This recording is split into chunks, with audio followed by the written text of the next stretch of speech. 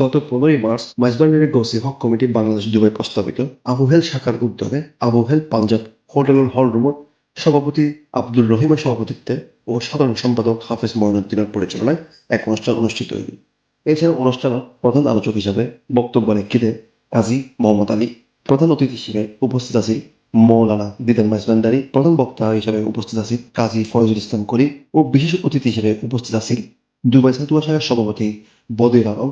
বিশিষ্ট ব্যবসায়ী মঞ্জুর ইসলাম পরে বক্তব্য রাখেন। শাহ সৈয়দ জিয়াউল হক মাইজবান্ডারির ট্রাস্ট বিভিন্ন দিকে অনুদানের মাধ্যমে মানবিক ও কল্যাণমূলক কাজের প্রশংসা করিয়ে প্রধান অতিথি আখিরি মুনাজাত ও ইফতার বিতরণ সভাপতির সমাপনী বক্তব্য শেষে অনুষ্ঠান সমাপ্তি হয়।